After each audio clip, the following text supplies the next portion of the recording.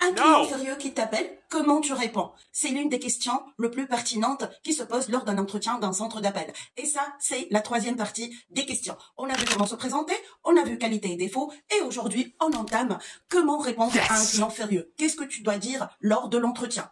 Alors, premièrement, tu dois dire que tu utilises la méthode PIS. C'est quoi la méthode PIS? C'est une méthode utilisée en management. Alors, chaque lettre aura une connotation. Le P pour le professionnalisme et la patience. Donc, tu dois garder ton calme, même si le client est agressif.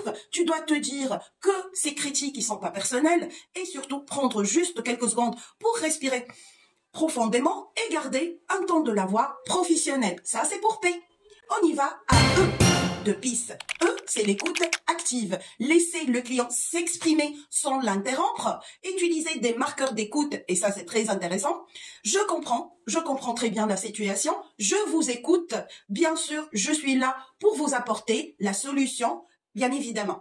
Identifier le problème principal derrière la colère, et on passe à A, l'accusé de réception. De PIS, le A, c'est l'accusé de réception. C'est quoi l'accusé de réception? Si je comprends bien, c'est la reformulation. Je n'arrêterai pas aussi de dire que la reformulation, c'est votre point, que ce soit dans les examens ou que ce soit dans un débat et dans les entretiens.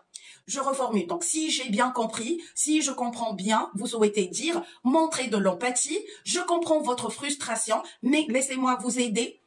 Valider les émotions du client, bien évidemment. Je réalise que la situation est assez frustrante, assez désagréable, mais je suis là pour vous aider et présenter des excuses si nécessaire. Je suis désolée pour ce désagrément, je vous demande de m'excuser pour ce désagrément. C'est le quatrième point, c'est la collecte d'informations. Poser des questions ciblées, confirmer les détails importants, vérifier l'historique de dossier et identifier la tentative de résolution.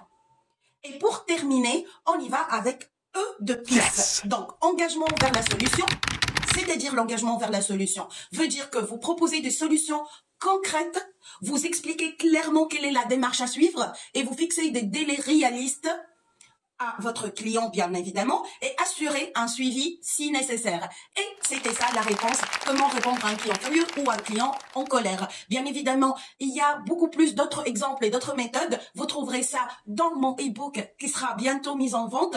Comment réussir votre entretien d'embauche de n'importe quelle société française de télécommunications ou d'autres parties. Donc, je vous vois dans la prochaine épisode. Restez connectés. N'oubliez pas, si la vidéo vous a plu ou si vous avez des questions, à le mentionner dans les commentaires, à liker la vidéo et à la faire suivre à quelqu'un qui est intéressé par le français. Tunisian French House in Egypt.